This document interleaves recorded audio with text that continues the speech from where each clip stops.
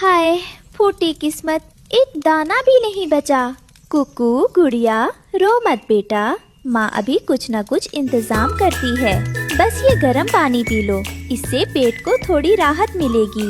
मम्मा, गर्म पानी से प्यास बुझती है, भूख नहीं। मेरे पेट में चूहे कुश्ती लड़ रहे हैं।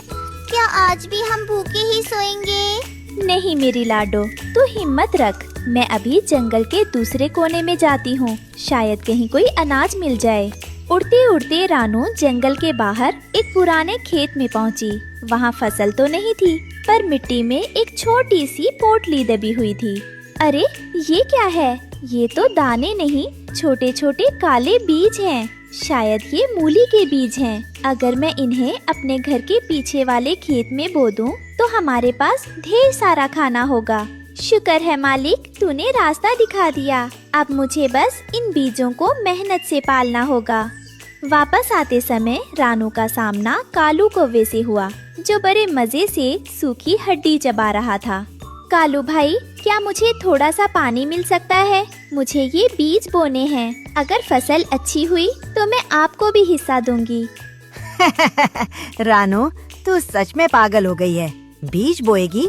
इस तपती धूप में मिट्टी के नीचे तुझे सिर्फ कीड़े मिलेंगे, खाना नहीं। जा, यहाँ से जा और मुझे चैन से बैठने दे। अपना वक्त इन पत्थरों में बर्बाद मत कर। रानू ने कालू की बात पर ध्यान नहीं दिया और अपनी चोंच से सख्त मिट्टी को खोदना शुरू किया। मम्मा, क्या हम आपकी मदद करें? मिट्टी बहुत सख्त है, आपकी चोंच में दर्द हो जाएगा। हाँ बेटा, तुम छोटे छोटे कंकड़ हटाओ, हम सब मिलकर मेहनत करेंगे। याद रखना, जो मिट्टी को प्यार देता है, मिट्टी उसे कभी भूखा नहीं रहने देती। आज हम ये बीज बोएंगे और कल ये हमें फल देंगे। नदी का पानी बहुत दूर था। रानू को एक एक घूंट पानी चोंच में बाल्टी भरकर लाना पड़ रहा था। हाय, गला सूख गया है, पर मैं रुक नहीं सकती। इन नन्हे बीजों को प्यासा नहीं छोड़ सकती। अगर आज मैंने आलस किया तो कल मेरे बच्चे क्या खाएंगे? रानू बार बार उड़कर आती है और मिट्टी को गीला करती है। तभी वहाँ गोरी कौवी आई और रानू को पसीने में लथपथ देखकर मजाक उड़ाने लगी। अरे रानू, क्या तूने खेती का ठेका ले लिया है? देख, तेरे पंख कैसे गंदे हो गए हैं। सुंदर दिखना छोड़ दिया क्या? और वैसे भी मूली तो कड़वी होती है, उसे कौन खाएगा? तू बेकार में पसीना बहा रही है। गोरी बहन, भूख कड़वाहट नहीं देखती, और जब अपनी मेहनत की फसल उगती है तो वो शहद से भी मीठी लगती है। तुम बस देखती जाओ। रानू बार बार उड़कर आती है और मिट्टी को गीला करती है। तभी वहाँ गोरी कौवी आई और रानू को पसीने में लथपथ देखकर मजाक उड़ाने लगी। अरे रानू, क्या तूने खेती का ठेका ले लिया है? देख, तेरे पंख कैसे गंदे हो गए हैं। सुंदर दिखना छोड़ दिया क्या? और वैसे भी मूली तो कड़वी होती है, उसे कौन खाएगा? तू बेकार में पसीना बहा रही है। गोरी बहन, भूख कड़वाहट नहीं देखती, और जब अपनी मेहनत की फसल उगती है तो वो शहद से भी मीठी लगती है। तुम बस देखती जाओ। कुछ दिनों बाद मिट्टी को चीरकर नन्हे नन्हे हरे पत्ते बाहर निकलने लगे। मामा मामा, देखो, जादू हो गया। जमीन से छोटे छोटे हरे तान बाहर आ गए हैं। क्या ये हमारे लिए खाना लाए हैं? हाँ बेटा, ये हमारी मेहनत का पहला फल है। देखो, ये कितने प्यारे लग रहे हैं, पर अभी इन्हें और बड़ा होना है। हमें इनका ध्यान रखना होगा। तभी ऊपर से पंख फड़फड़ाने की आवाज आती है और हरियाली तोती अपने पति के साथ उड़कर नीचे आती है। अरे रानू, ये क्या देख रही हूँ मैं? पूरे जंगल में सूखा पड़ा है और तुम्हारे इस छोटे से टुकड़े में हरियाली छा रही है। मैंने तो सुना था कि तुम पत्थर बो रही हो, पर यहाँ तो कुछ और ही निकल आया है। सच कहा हरियाली। रानू, हमें तो यकीन ही नहीं हो रहा। क्या ये सचमुच खाने लायक बनेंगे, या बस ये बेकार की घास है जो तुमने यहाँ उगा ली है? आइए हरिया भाई, हरियाली बहन, ये बेकार घास नहीं, ये मूली के पौधे हैं। मैंने बस हार नहीं मानी और इन बीजों को अपना पसीना दिया है। अभी तो ये बस शुरुआत है। जब ये बड़े होंगे तब आप खुद देख लेना कि मेहनत का स्वाद कैसा होता है। देखते हैं। अभी तो बस 2 पत्ते निकले हैं, कहीं ऐसा ना हो कि जंगली पक्षी इन पत्तों को खा जाए। हरियाली बहन, बात आपकी बिल्कुल सच है। मैं अपने खेत की हिफाजत दिन रात करूंगी। हरियाली तोते की बातों ने रानू को सोच में डाल दिया था। अब रानू को डर था कि कहीं लालची पक्षी उसकी रात दिन की मेहनत को उजाड़ न दे। इस चिंता का हल ढूंढने रानू जंगल के सबसे समझदार बुजुर्ग उल्लू बाबा के पास पहुंची। उल्लू बाबा, ओ उल्लू बाबा, क्या आप जाग रहे हैं? मुझे आपसे एक जरूरी सलाह चाहिए। आओ रानू बेटी, तुम्हारी आवाज में घबराहट क्यों है? बाबा, पौधे तो निकल आए हैं, पर अब डर है कि कहीं पंछी या जानवर उन्हें खा ना जाए। मैं दिन भर तो पहरा दे सकती हूँ, पर रात को क्या करूँ? अपनी मेहनत को कैसे बचाऊं?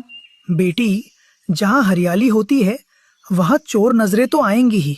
तुम्हें वहाँ एक बिजूका खड़ा करना होगा। लकड़ियों का ढांचा बनाकर उसे पुराने कपड़े पहना दो और सिर पर एक मटका रख दो। उसे देखकर सबको लगेगा कि खेत का मालिक पहरा दे रहा है। वाह बाबा, क्या कमाल की तरकीब है। आपका बहुत बहुत धन्यवाद। रानू तेजी से उड़कर अपने घर पहुंचती है, जहां कुकू और गुड़िया उसका इंतजार कर रही है। कुकू, गुड़िया, जल्दी आओ। उल्लू बाबा ने एक जादुई पहरेदार का आइडिया दिया है। कुकू, तुम जल्दी से 2 मजबूत पुरानी लकड़ियां ढूंढ कर लाओ, और गुड़िया, तुम घर से वो पुराने फटे हुए कपड़े निकालो जो अब किसी काम के नहीं। जादुई पहरेदार? क्या वो हमसे बात करेगा मम्मा? नहीं बेटा, वो बोलेगा नहीं, पर चुप रहकर भी सबको डरा देगा। उसे हम बिजूका कहते हैं। अब रानू और बच्चे खेत के कोने में हैं। वे लकड़ियों को एक्स आकार में बांध रहे थे। मम्मा, मैं इसे इतना डरावना बनाऊंगा कि कोई भी पास आने की हिम्मत नहीं करेगा। यहाँ तक कि कालू चाचा भी इसे दूर से देखेंगे तो डरकर रास्ता बदल लेंगे। देखो, इसके हाथ कैसे फैले हुए हैं। मम्मा, देखो, मैंने इसे अपना पुराना लाल स्कार्फ भी पहना दिया है। अब तो ये सच में किसी भूत जैसा लग रहा। शाबाश बच्चों, अब ये बिजूका हमारे खेत की रखवाली करेगा और हम चैन से सो सकेंगे। मेहनत हमारी है और पहरा इस बिजूके का। खेत के कोने में खड़ा वो डरावना बिजूका अब रानू की उम्मीदों का रक्षक था। रानू और बच्चों ने मिलकर एक ऐसी दीवार खड़ी कर दी थी जिसे पार करना किसी भी लालची पक्षी के लिए आसान नहीं था। अगले दिन अचानक आसमान में काले बादल छा गए और जोरदार बारिश होने लगी। रानू अपने घर में बच्चों के साथ बैठी थी। हे भगवान, इतनी तेज बारिश, कहीं मेरी नन्ही मूली के पौधे बह न जाएं। मुझ बाहर जाकर उन्हें तंबू से ढकना होगा। रानू भीगते हुए अपने पौधों को बचाने के लिए उन पर तंबू बना दिया ताकि तेज हवा और पानी से नुकसान ना हो। खेत में लंबी लंबी हरी पत्तियां देखकर कालू और गोरी के मन में लालच आ गया। गोरी, रानू के खेत में तो बहुत हरियाली है। मुझे लगता है उसने नीचे कुछ कीमती छुपाया है। पर ऊपर तो सिर्फ घास जैसी पत्तियां हैं। चलो रात को जाकर देखते हैं कि आखिर मामला क्या है। अभी तो बारिश भी बहुत है। बारिश बंद हो चुकी थी। रानू और उसके बच्चे सुख की नींद सो रहे थे। तभी झाड़ियों के पीछे से 2 काली परछाइयां रेंगती हुई बाहर आईं। ये कालू और गोरी थे जो रानू की मेहनत पर हाथ साफ करने आए थे। धीरे चल गोरी, रानू की आंख खुल गई तो चोंच मार मार कर हमारा हुलिया बिगाड़ देगी। देख, कितने लंबे लंबे पत्ते हैं। जरूर नीचे कोई खजाना छुपा होगा। कालू जी, मुझे डर लग रहा है। अंधेरे में ये खेत कितना डरावना लग रहा है। और वो देखो, वो कोने में कौन खड़ा है? चांद की हल्की रोशनी बिजूके पर पड़ती है। हवा से बिजूके के फटे कपड़े हिल रहे हैं। कालू उसे देख लेता है और उसकी सिट्टी पिट्टी गुम हो जाती है। अरे अरे बाप रे, ये कौन है? इतना लंबा और डरावना। इसके तो हाथ भी फैले हुए हैं। लगता है रानू ने किसी ऊंचे राक्षस को पहरे पर बिठा दिया है। भागो कालू जी, वो हमें देख रहा है। देखो, हवा से उसके हाथ हिल रहे हैं। वो हमें बुला रहा है। ठहर गोरी, डर मत। ये हिल नहीं रहा, बस खड़ा है। शायद ये सो रहा है। हम चुपके से नीचे से पत्ते उखाड़ लेते हैं। कालू और गोरी दबे पांव बिजूके के पास से गुजरते हैं। अचानक हवा का एक तेज झोंका आता है और बिजूके का हाथ मतलब लकड़ी कालू के सिर से छू जाता है। इसने मुझे पकड़ लिया। बचाओ, भागो गोरी, राक्षस जाग गया। कालू जी, क्या उसने आपको खा लिया? क्या आप जिंदा हैं? थू थू। अरे ये क्या, ये तो बहुत कड़वे पत्ते हैं। हाय मेरा मुंह। रानू पागल है जो इतनी मेहनत से ये कड़वी घास उगा रही है। इसके नीचे कोई खजाना वजाना नहीं है, सिर्फ मिट्टी और ये बेकार के कड़वे पत्ते हैं। सच में? क्या ये खाने लायक नहीं है? बिल्कुल नहीं, मेरा तो गला ही जल गया। चल भाग यहाँ से गोरी, इससे पहले कि ये खरा हुआ राक्षस हमें कच्चा चबा जाए। बेकार में नींद खराब हुई और मुंह का स्वाद भी बिगड़ गया। रानू तो अपनी किस्मत ही फोड़ रही है। कालू और गोरी गिरते पड़ते खेत से दुम दबाकर भाग जाते हैं। कुछ दिन बाद रानू ने तय किया कि वो मूली बाहर निकालेगी। पूरे जंगल के पक्षी तमाशा देखने आए थे। कुकू, गुड़िया, जोर लगा के हैशा, पकड़ो इन पत्तों को और खींचो अपनी तरफ। रानू और बच्चे पत्तों को खींचते हैं और अचानक एक विशाल सफेद और चमकदार मूली जमीन से बाहर आती है। विशाल मूली देखकर सबके मुंह खुले के खुले रह गए। ये क्या है? इतनी बड़ी और सफेद चीज, क्या ये सच में खाने की चीज है?